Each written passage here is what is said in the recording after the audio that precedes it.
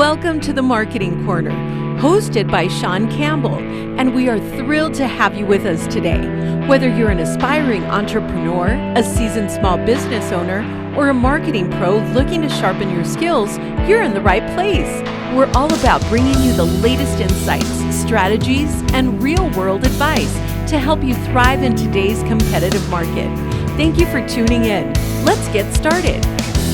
Here's your host, Shawn Campbell. Happy Saturday afternoon, everybody. Welcome back to the Marketing Corner. I am your host, Shawn Campbell.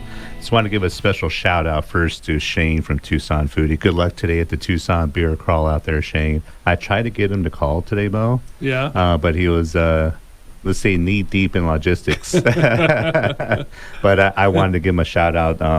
I love the local. Are you a beer guy, Mo? I used to until Gout decided I wasn't. Oh, yeah. I love the local craft beer scene. If you're heading out to the local, the Tucson craft beer crawl today, let us know what you're most looking forward to tasting and trying out, or maybe some of your favorite breweries. Let's get some local breweries some love today. I'm going to start by saying my favorites are Iron John's and Pueblo Vita. Those are really two good ones. Are they? Yeah. Which breweries? Iron John's. And Pueblo Vita. Oh, yeah. Those aren't the labels of the actual beer. Those are the breweries. Yeah. Those are the breweries. Yeah, cool. Yeah, All right. Yeah. I'm more of an IPA guy, so like my favorite IPA, local IPA is really the Dragoon IPA. Yeah, that's a good one. Yeah. But everything Iron John's makes, everything Pueblo Vita makes, I'll try, even if I'm not a fan of their particular type of beer. So I'll have to. And either of them have a good amber. I do like good. Amber. Yeah. Everything they do is very, very good. Nice. Very, very good. So special guest, if you haven't guessed, it's Mo Rousso today. Hey, Shawn. How you doing today? I'm good, thanks. You wearing your U of A gear? Absolutely. Got to beat BYU tonight. I think we're going to, I don't think it's going to be an easy game, but BYU. I don't know if it's going to be easy. That center they got, they dropped $7 million in NIL on them. We better be good. Yeah, don't get me started on NIL and college sports anymore. It's, I think in a couple of years, it's just, Yeah, not my favorite. So. Well, they got to fix all that system. Yeah. We are talking AI today. We are talking entrepreneurship today. We're talking a little bit of marketing today. But Mo, if you don't mind, would you mind sharing the story of how you took a big, deep dive into AI? It was kind of a silver lining of something that happened. Kind of. For sure. Yeah. At the root of it is I'm a nerd, right? Right. So it was attractive from that standpoint. Yeah. But yeah, it's just fascinating, and the real, I guess, the opportunity, but also the issue with AI is there's just so many different tools out there. Right. So many different large language models. So, how do you narrow down to which one you want to work with? Right. And so unless you have a lot of time and money to try all these various things, it's really prudent to really focus on just a handful of things that really move the needle for you in your personal productivity or in your business.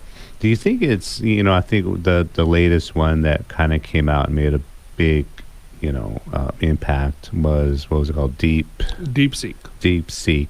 Do you think, because I've been utilizing ChatGPT for so long and I'm so efficient with it, and it is in my voice and in my brand. It's a replication of how I would create content or how I would create, newsletters, and it's to the T. Not as good as you, admittedly, but is there any reason, or do you think it's worth someone's time to kind of reestablish themselves on another AI platform, or if you're with ChatGPT, do you just kind of stick with it? Well, so that's actually one of the things I want to talk about today. I also started with ChatGPT, and I also spent a lot of time, probably almost 4 months full-time work, in training ChatGPT in the way I think, specifically around my coaching business.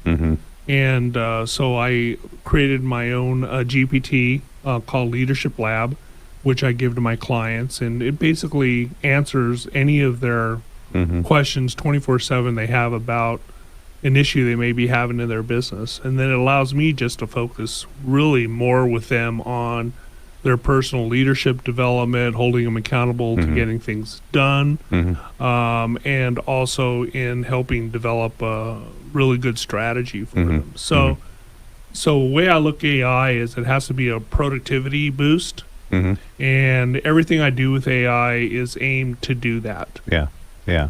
And to reiterate out there, right, if you're still kind of speculative and just kind of hesitant to taking the dive into utilizing AI, Mo has created a leadership lab. So when your clients need assistance with their business, they go to this GBT. Yeah, it's on your phone, and you talk to it. And they don't get what, they get Mo. They get, basically, yes. Yeah, they get you because you've created this from your work, your favorite books, how you've guided your articles clients. I've written in the past. Yeah. So it gives 99.99% what you would say. Correct. Yeah. And it's not pulling stuff out of thin air and just kind of giving blind advice. No, it's all very focused. Yeah. It's all within its specific world, because you can contain the world that your particular GPT operates within based on the resources you've enabled it to have access to. Yeah. If you have questions throughout this today's episode, please give us a call, 520-790-2040, 520-790-2040, or we are on TikTok Live as well at shawn.campbell.cmo. If you have any questions, drop them in the comments there and we'll answer them on air. Do not ask me to say happy birthday to anybody that's inappropriately named. The FCC is listening. Yeah. Speaking of which, last week, my buddy JD almost got me suspended. Oh, really?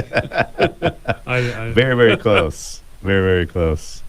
So, Mo, all the content is like, if you want to find Mo on LinkedIn, it's MOROUSSO, Mo Rousso. Right. All the content you produce on LinkedIn, again, it's created through your GBT, I should say. It is, yeah. I mean, it doesn't willy-nilly just say, hey, Mo, you should write a newsletter article about this. Right. Right, it's the other way around. Yeah. So you're totally in charge. Yeah. And what I'll do is I'll come up with a concept for some particular content I want to create. And then I will work with ChatGPT to, first thing I do is I'll create the article for my weekly newsletter, which is absolutely free, and anyone who wants access to it, go on to my Mo Rousso on LinkedIn account, and you'll see, join my newsletter link there on my bio. So urge you to do that. But once I create that article, then I will take that same article and I'll move it into my next tool. So basically, I should probably explain how, what tools I use right now for my business side. And there's three main tools that I use, and that is ChatGPT, a product by Google, which is free for the basic version, called Notebook LM. Yep. Yeah, and that's at notebooklm.google.com. And so I'll take that into Notebook LM. And then within Notebook LM, I'll create a podcast, because it has a button. You just, once you load in your newsletter, you push a button and it creates a 2-person podcast, which is fantastic. And then sometimes I'll get tired of hearing the same two voices, and so I have another tool I'll drop it into, and I'll change the voices and do some other stuff. So it's kind of fun. And then I'll post that podcast onto an RSS feed as well as onto YouTube. So I have a headless YouTube account. And then I'll move that into Synthesia, which is my other YouTube tool. And I have an artificial avatar that I create with AI. It looks just like me and sounds just like me. Yeah. And I'll do a video with that as well. Yeah. So I have a whole... just a whole workflow that I use just around newsletters. And so what used to maybe take a team of 3 people to pull together and over a span of a week or two, I can do by myself and within a half a day. Yeah, and that's the utilization of AI for me as we get down to the last minute before the first break. It sounds funny, and people don't get this when I talk to somebody who's skeptical about it, but it is increased the creative side of me tremendously. I'm way more creative, even though I'm utilizing chat and some other AI tools. Not everything it gives me is 100% what I want. Right. You know what I mean? You need to read what it puts out. Yeah, and especially when you're creating images, the guys the women still have one or two too many fingers on each hand. Yeah. And there's some, blips in there, and it's very hard to correct those on AI. However, the images that I see inspire me on different ways to utilize Canva, right? So a lot of that stuff is, so.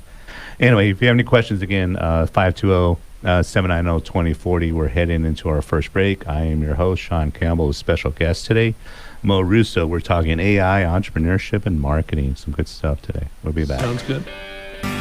We're back in the marketing corner. I am your host, Shawn Campbell, a very special guest, and good buddy of mine, Mo Rousso.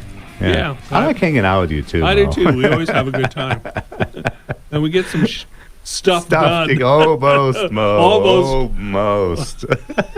I need to put a little jar right here. Almost felt the icy claw of the FCC on that one. We are talking AI. We're talking entrepreneurship, marketing. We're going to wrap up the conversation that we left off in the first segment about the workflow, right? Right. Yeah. And you also asked me a question about DeepSeek and what is it worth changing? So I had a buddy of mine who was using ChatGPT, and he decided to do DeepSeek, and then he started getting into it. And I said, that's actually owned by a Chinese company. He goes, yeah. I said, I'd be worried about security of the information I put into it. Right. And sure enough, there was a recent article about, I think it was Australia, banned the use of DeepSeek until they could get some safeguards put in place because they did find some data security leaks in there. Yeah. So that's always an issue. But, I have tried other large language models like Claude, Google's Gemini, played with Grok a little bit. But I always end up going back to ChatGPT because I have so much invested in it, and it's a really good utility knife. It does a lot of things well, right? Yeah. But if I want to do writing, Claude is a much better tool for writing. So I have a different workflow for writing my articles and books than I might for some of the other things. Yeah. We're going to get into some of your new passion, your book writing here pretty soon. But to wrap up on my end, when I'm using chat right now, in the beginning, you have to, let chat get to know who you are. And there's a lot of adjustments, a lot of corrections you got to make in the output that it gives you. But I am so efficient now with chat that, the paragraph or two I would utilize in the beginning for my prompts right now is only maybe a sentence, and chat knows me and my writing and my brand so well that sometimes it even adds stuff that I would have never thought to add to the content that I'm doing. Right. It's very intuitive now, and it reminds me of stuff that I should have in my content, I should have in my newsletters, and I'm like, wow, that's a great idea. No. And do you do this? Do you type in, thank you, ChatGPT, I appreciate you? I'm always very polite to it because I never know when they're going to rise up and try to kill us all. Me too. I do that a lot, especially when I'm blown away by something that it's produced for me and it's spot on and it's absolutely perfect. Yeah. It's thank you. I appreciate you, ChatGPT. Yeah. No, I mean, you're my buddy. Yeah. So I have a home office and I work by myself most of the time, and it always brightens my day when I go into chat and it goes, "Hey Mo," Mo. It's wow, somebody knows who I am. Yeah. If you're watching on TikTok Live, you'll notice that I have the Meta Ray-Bans. So they're good. It's like a good little assistant. I can take phone calls. I can do texts. I take photos. I take video. I can ask it for some direct what I'm looking at. There's a lot of things that I'm learning with how to do this. However, it's not as complete. What makes it complete is utilizing Gemini, on my Google phone. So between the two of them, I'm walking around having conversations with myself most of the time. But when things come up and an idea comes up, it's easy for me to kind of on the fly, so to speak, reach out to you if I need to text you or call somebody or take a note or, or set reminders, so it's not as AI intuitive or as complete as chat, but it's a nice assistant that makes me more efficient, and I'm much less likely to drop the ball on stuff. You know what I mean? I do know what you mean. Yeah. No, it's I think if you haven't really used a large language model like ChatGPT or Claude or Gemini, you need to know that the output is going to be directly proportional to the quality of the prompt you give it. Yep. And so if you give it a real short or misformed prompt, it's going to give you a really bad answer. Yeah. So the real trick to get around it, if you take anything away from this broadcast today, is this. When you're in a large language model, say ChatGPT, and you're not quite sure how to create the right prompt, just tell Chat, this is what I want to work on. Now ask me any questions you need to fully understand the assignment. And it'll start asking you questions. Yeah. It'll say, I need to know these 10 things. And then you answer each one of them. And you'll have an excellent output as a result of that. Yeah. For lack of a better description, have a conversation. Yeah, absolutely. Have a conversation, dive into it, and I don't know if there's an industry out there that can it not help, I mean, no matter what you do, especially with what you and I do, marketing, business coach, executive coach, I'm just, to put it bluntly, I don't mean to, upset anybody, but if you're not utilizing chat and if you're serious about your business or not using AI, you're missing the boat and you're going to be left behind. Yeah. I really do. I just think you are. Yeah. I've talked to a number of people. They always tell me, I really don't understand AI. I'm kind of afraid of it. I'm really afraid that I'll be replacing employees or I'll be replaced by AI. And I always tell them, no, AI is not going to replace you, but somebody using AI will. Yeah. Right. Yeah. So it's really important to embrace this as a tool because this is a total game changer. I can't tell you the countless hours it saves me, and it's a force multiplier. Right. It just allows me to get so much more stuff done in the amount of time I have that it's amazing. Yeah. Or, it allows you to take more time off if you want. Yeah. Right? Depending on what your goal is. Yeah. If you're using AI and you're listening to the show, give us a call, 520-790-2040. Tell us how you use AI. And if you're watching us on TikTok Live at shawn.campbell.cmo, tell us how you use AI. Tell it how it has made your job, your life easier, right? So, yeah, kind of shifting gears a little bit, Mo. Okay, you got a few publications. Did you stop at the bookstore on the way here? How come you got some books in front of us, Mo? Because I'm showing off, I guess. You're showing off a little bit. Yeah. So, published author Mo Rousso.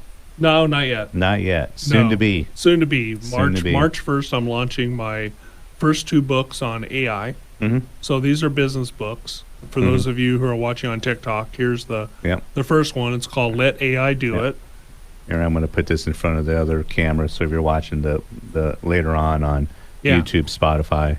And it has a companion book that'll be launched at the same time. It's called How to Build an AI-Powered Business Without Losing Your Mind.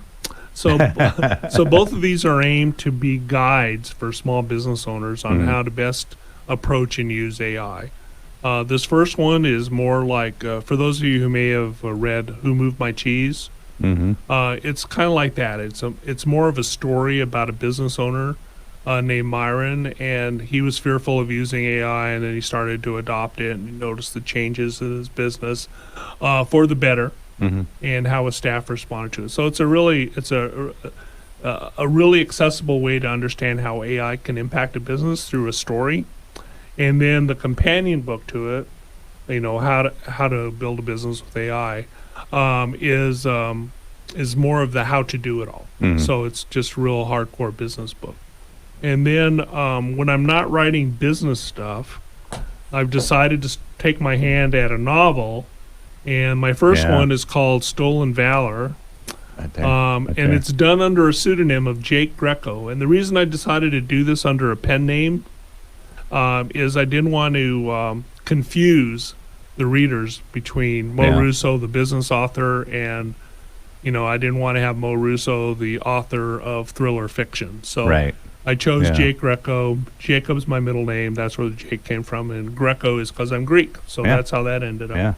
Yeah. So you've kind of given me a preview on Stolen Valor, and I can't wait to read it. Oh, thank you. I was bragging about it to some friends of mine. I'm like, can't wait to read this. Yeah, it'll like I'm going through some really heavy edits right now, and I don't know, I'm not even halfway through, but I'm looking forward to getting it out there and having some people give me some feedback. Yeah, and full transparency, when I released my book last year, I had Chat create a framework for me. These are the 10 chapters that I want, and it basically gave me a guide, and I basically just filled it in with my own, without using Chat. Right. So it gave me a model to use, essentially gave me an outline, and I just filled out the outline with my real life experiences in there. Right. And that's what I did. That's how I used Chat to write my first book. Yeah. Yeah. I know you know what my second book is going to be, but it's on hold right now. Oh, okay. Yeah. You were part of it already. Uh-oh. Remember? The little conversations? Oh, right. Yeah. So I'm still working on that. I'm still working on that. It's like dinner with Maury or something. We got about a minute and a half left in this segment right here. But if you have any questions on AI and how, let's do some brainstorming, how we could help you to use ChatGPT to help you and yourself and your business. Give us a call, 520-790-2040. Or if you're watching us on TikTok live at shawn.campbell.cmo, drop in the live chat, if you have any questions, and we'll answer them on air, so to speak. Then we'll be happy to help you out. Or, again, your favorite beers, your favorite local craft beers. Go see Shane today at the Tucson Craft Beer Crawl, happening all over downtown today. So if you're driving downtown, maybe take a different route, because there's going to be hundreds of people drinking a bunch of craft beer, meandering, crawling throughout downtown and 4th Avenue today. So sounds like fun. Yeah, so you're listening to The Marketing Corner. I'm your host, Shawn Campbell, and we'll be back in a few minutes with special guest, Mo Rousso. We are back in The Marketing Corner. I'm your host, Shawn Campbell, special guest, Mo Rousso. We're talking all about AI, marketing, entrepreneurship. So one of the things you wanted to point out in writing your books, Mo, was the workflow. You got separate workflows, and each one is more of a manual on how to utilize AI. One's a fiction book. Mm-hmm. Did you go out the same way? Just kind of the same way you created the first book was the same way you created your fiction? No, the business books are a totally different workflow than the novels that I'm working on. And they use different tools, right? In the case of how I use AI for the business books, like I'll lay out the concept with ChatGPT. I'd like to create, a book that talks about these things, right? And we'll create an outline together. So it'll be a give and take, like you were saying in the last segment. You have to have a conversation, right? And it'll provide me an outline. Then we'll start creating chapters from that. I'll only have it generate one chapter at a time, and then I go through and I heavily review it and edit it as necessary.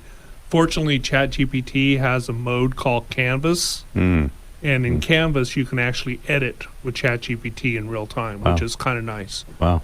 And then so I'll do that chapter after chapter after chapter until I finish it up. And then I take that content and export it as like a Word doc, or I'll actually just copy and paste it into Word, and then I'll upload it into an AI tool called Atticus, Atticus, and it's a book formatter. And so it'll format it, it'll allow you to put in a table content, whatever you need, and then you can export that into whatever format for the platform you want to publish on, whether it's Amazon KDP or something else. So people may be asking a question as we're talking about this. I know the answer. I know what I'm going to say, but why would an entrepreneur or small business owner even want to write a book?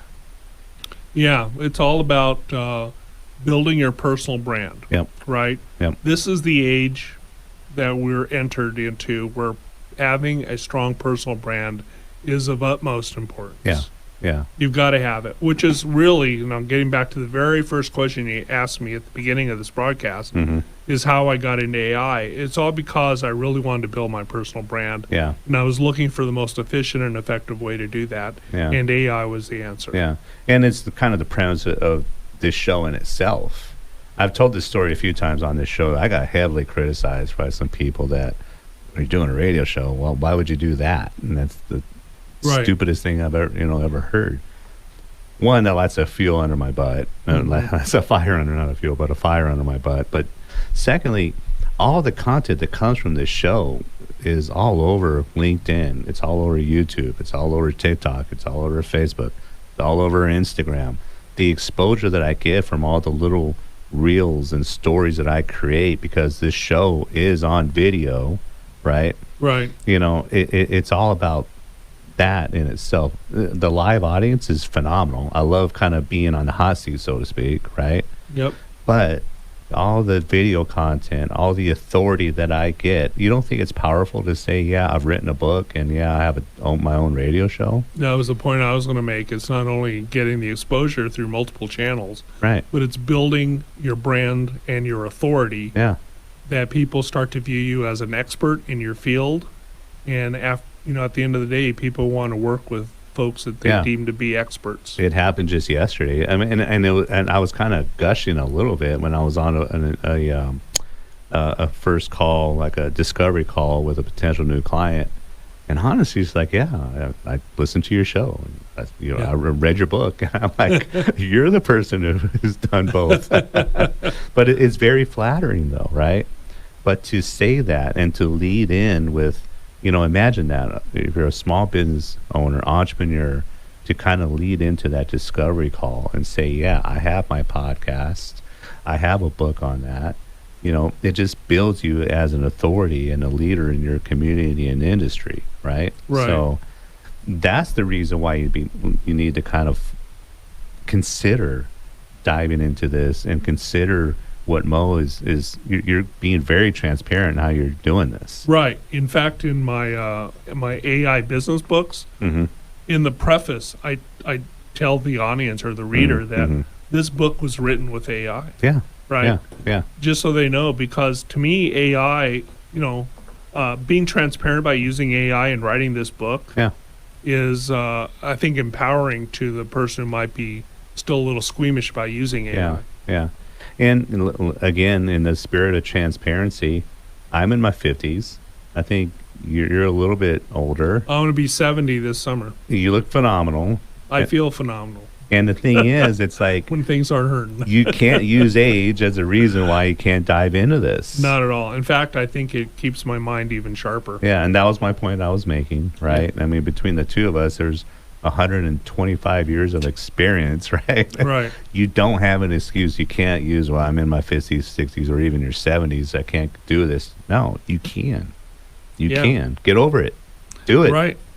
Makes you feel young. Yeah. Have another cup of coffee and stop eating, while I take a sip of my coffee here. But yeah, and it really has reinvigorated.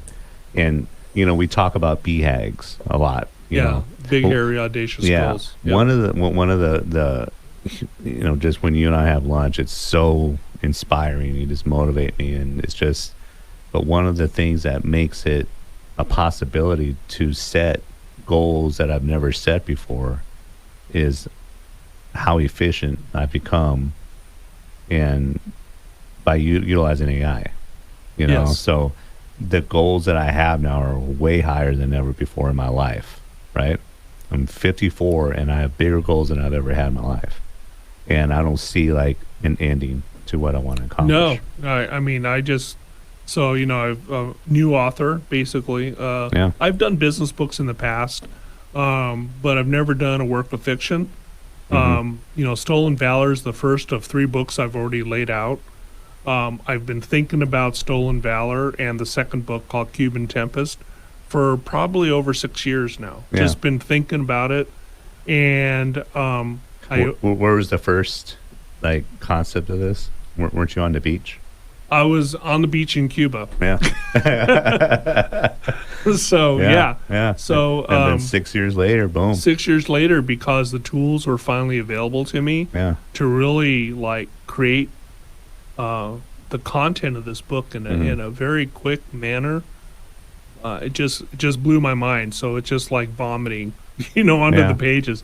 Yeah. But even though I use AI tools to help me write, I still come up with the overall content, the storyline, the plot. I define the characters, who they are, their backgrounds. I create the whole world, and then I use AI to help generate content for each chapter. But then again, I just go through it one scene at a time. So the fiction is a little more tedious than the business book. So I break down each chapter into scenes, and then I go through one scene at a time, make sure the scene is the way I want it. I edit it heavily and so forth. And I use a whole different tool for this. It's called Novel Crafter. Fantastic. So I'm just having a ball writing these works of fiction right now. Yeah. And the other, I'm trying to think of people, what their objectives are going to be. Amazon KDP is when you have your book finished. Right. That's your answer on how you're going to publish it. I don't know if, I'm not going to mention him by name, but there's somebody who finished a book recently and they're not using Amazon KDP. They're going through a publisher. And I don't understand why. Because he could have already had this and been selling his book, which sounds phenomenal, already on Amazon, And the thing is, like, that this is kind of, I'm holding up your first book here. It's about 120 pages. About 120 pages. What did this cost you for your own writer's copy? Like under $3. Yeah. My book cost me $2.13. Yeah. Right? So if I want books that I've written, and I want to hand them out and give them as a, here's a guide on, solopreneurship or whatever. It cost me $2.13. But when somebody gets a book from me and it's from me and it's in their hands, it's way more valuable than $2.13. Right. Right. So, and just that look on their face, like, wow, you wrote a book, and two, you're handing it to me. Again, authority. Building up your own personal brand, positioning yourself as an expert in your industry and in the community by doing things that we're spilling out to you. We're begging you to take a dive into AI. And if you're already kind of utilizing AI, go deeper, right? I mean, really get in there and just, I think the biggest limitations is probably your own imagination, what we can do. Yeah, I would say if you're looking for a good place to start, start with replacing maybe your browser, like Google or whatever. Not your browser, but your search engine. Yeah. And try a search engine called Perplexity. It's free. It uses ChatGPT as its back engine. And it'll pull up much richer search results than just Google would. Yeah. We got one more segment left here in about 30 seconds. We're breaking the commercial. I'm your host, Shawn Campbell. You're listening to the Marketing Corner. We're talking AI, entrepreneurship, and everything related to that. So we really appreciate you listening. If you're watching on TikTok, it's at shawn.campbell.cmo. You want to give us a call, 520-790-2040. You're listening to the Marketing Corner. We're in the last segment of the Marketing Corner. I'm your host, Shawn Campbell. Special guest, Mo Rousso. If you're watching this on YouTube or Spotify, you'll see the new logo that Lily Maddox made up for me using an AI tool. She's remarkable. So she had like 4 or 5 of these different logos, and they all were just so spot on. It was difficult trying to pick just one. But as we get into this last segment, as always, I do want to thank John, our engineer, for guiding us through this. All of our sponsors for the Marketing Corner, Bill Netherton from Professional Bartenders Unlimited, David Bradley, Medicare A to Z, Candace Eaton from C. Eaton Photography, Danny McPadden, who will be on with Sandy McPadden. I don't know who Sandy McPadden is. I wonder if that's his wife. I don't know. He'll be the first co-host to bring on his spouse. That'll be interesting. I wonder. I got to find out what he's up to. Last Bridge Media, Juan J.D. Delgado from Roofs Are Hot. Jose Oliver, Awakening Minds LLC. Of course, Mo Rousso, Executive Business Coach, and Robert Callison from eForce Marketing. Thank you all, the sponsors. Really appreciate you. And like I said, next week it's Danny and Sandy McPadden in the studio. I have a feeling we'll be talking about video. Yeah. You would think. I would think. I would hope so anyway. I hope it doesn't want to talk about anything else. So it'll be good. So maybe it's a marital counseling session. Oh, that'd be you great. get to really, yeah. I get to mediate a little spat, or I should try to start a fight. That would That's what be. I should That do. would actually probably get the most viewership. Let's wrap up some of our ideas on AI, Mo. I mean, Sure. what are some of your closing thoughts that people can take? You know, some words of wisdom. Again, you know, for that somebody who's maybe not yet taken the initiative to investigate what AI can do for their business, for themselves, for their brand, or someone who's just dabbled into it. I mean, what are some final words in this last segment?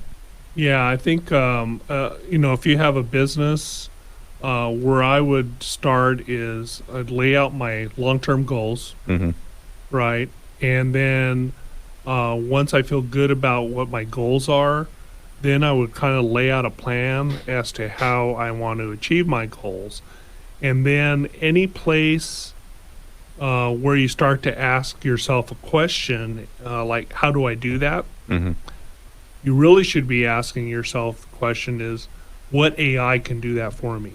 Right? So that's kind of a way to start thinking about that. And there's some good resources out there, or just hit me up on LinkedIn and I can point you in the right direction for those kinds of things. But the whole concept, especially in the business coaching world, is, you know, lay out your goals, and then it's not, you know, it's not how it gets done or how am I going to be able to do it. It's who can I get to do that for me that's probably better at it than I am. Yep.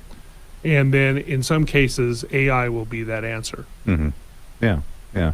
So and again, for me, as a marketer, you know, not only am I utilizing to create my own content, but obviously to create my clients' content as well, right? But the thing is, the way, and I'm giving a little the secret sauce away, is that every client that I have, I need to create its own little cubbyhole, so to speak, in ChatGPT, so Chat knows that client inside and out. Because again, we need to create content that's in my client's voice and in their brand, not in my brand, right? Not how I would say it.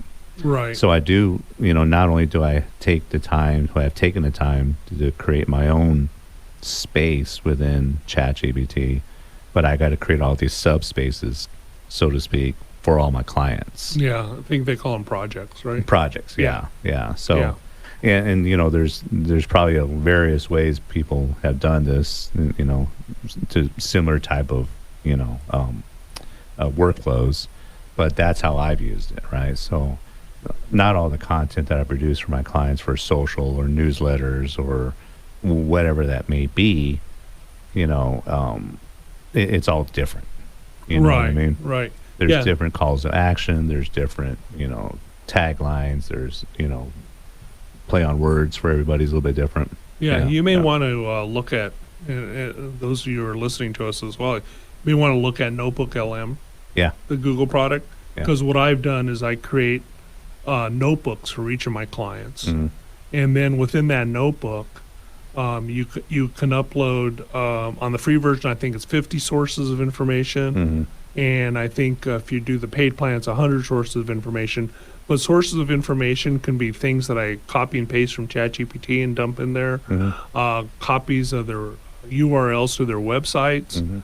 I even have clients who will take behavioral assessments when I do leadership coaching with them, like DISC assessments. And I'll take the results of the DISC assessments, I'll put them in a Notebook LM, and then I can manipulate those sources with the Gemini 2.0 AI that's in Notebook LM, and that's really a decent AI tool. And then create development plans for them, you know, refine CTAs, I mean, whatever it might be. Right. But it's all so well organized in there that I think Notebook LM is a wonderful tool that people should really consider looking at and potentially using, not only in their business, but just for their own personal productivity. Yeah.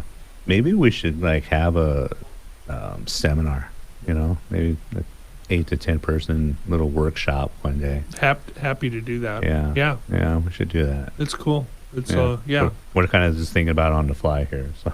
No, it's I would like to do it all within the context of the of a business expo we've been talking about. Right. Yeah. We can have an AI workshop as part of that. Yeah. So a lot of the stuff on the horizon for us, and we've we've been meeting a lot the last a handful of months about stuff that we can do, and it's all predicated on stuff that we're discovering each and every day. And I think the big overriding takeaway from this is not necessarily AI, but to keep yourself fresh. Yes. Keep yourself motivated and keep yourself hungry. And it doesn't matter how old you are, what point you are in your career. If you want to stay relevant, you gotta make it happen. Make it happen. So one of the things when I get up every morning, even on the weekends, is like, who's out to take my lunch today? You know what I mean? It's like, who's out to take my lunch? And I'm not going to let that happen. No, I mean, the way I look at it, especially since I'm a little bit more advanced in my years than you are, is that my personal philosophy is the day I stop learning is the day I need to lie down and die. I'm in there 100%, both feet. Yeah. In the deep end, whatever analogy you want to use. I'm all in with this. Yeah.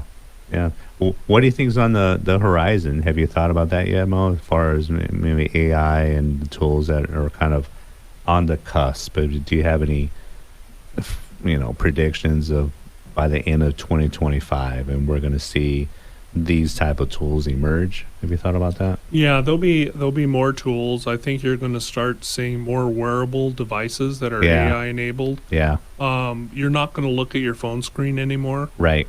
Because you'll have something like those Ray-Ban glasses that'll be displaying the information to you, or whatever that might be. But I think wearable AI. And then if any of you have read any of the books, like the cyberpunk kind of books with the characters in those novels that have chips embedded at their in their brain stems and things like that. It's all going to start happening that way. In fact, I think Elon Musk has a company called Neuralink. Something like that. Yeah. And that they're already experimenting with a human artificial intelligence interface through putting devices in people's brains. Yeah. I'm with you on the wearable AI stuff. Wearable, with our glasses, and I think the AI, admittedly, is going to get much more advanced, right? So I think it'll become much more intuitive. I think it was going to incorporate a lot more of what other, like for instance, if I'm driving around and I ask Meta how long to my destination, it can't do that for me. So that's one thing that I think it will eventually be. Now, can I use my phone and ask Gemini? Then I can do that, right? So the combination of the two is a nice blend, for me. But what's the best route? There's a lot of things. I really do love my glasses. They're making life easier. It is funny when I wear my sunglasses and I'm trying to call somebody and I forget what pair I'm, wearing. Right. But other than that, it's I highly recommend. Again, it's keeping me staying on the forefront. So. That's right. Yeah, I think if you look out maybe 10 years, then I think car ownership is going to completely change. I don't think people will be owning cars anymore. No? I think you're going to have a robot car dispatched to you when you need a ride somewhere. It's going to pull up to your house, pick you up, take you where you want to go, drop you off, and then go to a recharging station somewhere while it's waiting for the next thing. I better sell my car before then. I wouldn't, as a consumer, like if you like go off-roading and stuff, you're not going to have a robot thing do that. But if I was Jim Click and I was a car dealer, I'd start thinking about changing my business model. Yeah, interesting. Yeah. Wow. You gave Jim Cook advice in my radio show today. Uh-oh. No one's done that before. Well, if you're listening, Jim, we're here to help you. We got your back. We got your back, Mr. Click. 2 minutes left in the show, guys. I really appreciate everybody tuning in today. Any predictions for the Arizona BYU game tonight? Arizona by 12. By 12. Yeah. Are you going to stay up to watch all of it? Yeah, I'll stay up. I won't go because it's a drive from my house. Yeah. Yeah. So I had tickets. I want to try to stay up and watch it. Yeah. And we're doing pretty well in this conference of ours. Isn't that something? Yeah. We're number 2 in the conference. March Madness is around the corner. I think we're better equipped now more than ever because we're not playing the Stanfords and the Cals and those guys. I mean, we're hardened. I mean, we're playing good teams almost every game. If we ever find our outside shooting stroke again, we play defense though. We do play defense. We do play nice defense. Good team defense. We get downhill really well. Yeah. I think we're one of the more athletic teams. Absolutely. In the conference. You watch guys like KJ. Yeah. So he gets to the basket at will. I have to admit, I'm more excited now than what I thought I'd be from the beginning of the season to now. The way the teams matured and played together and kind of come together against the best teams in the best conference in the country. So I know. Yeah, I was really proud of the way they played Houston, and they could have actually won that game. Yeah. A loss against Houston at home is not something to be beat. No, Houston's phenomenal. They're really good. And you look at the perennial powerhouse like KU, Kansas. Oh, and don't we got them like next week? It's the last game of the season. Yeah. We play them at Kansas. Yeah, we got them. We got them. So, thank you all for listening to the Marketing Corner. Mo, thank you for being here again. Absolutely, happy to come on anytime. Yeah, we'll be back here in another month or so. I'm your host, Shawn Campbell. Be sure to tune in next week, same time, same place, 10:30 a.m., 11 to noon, Marketing Corner.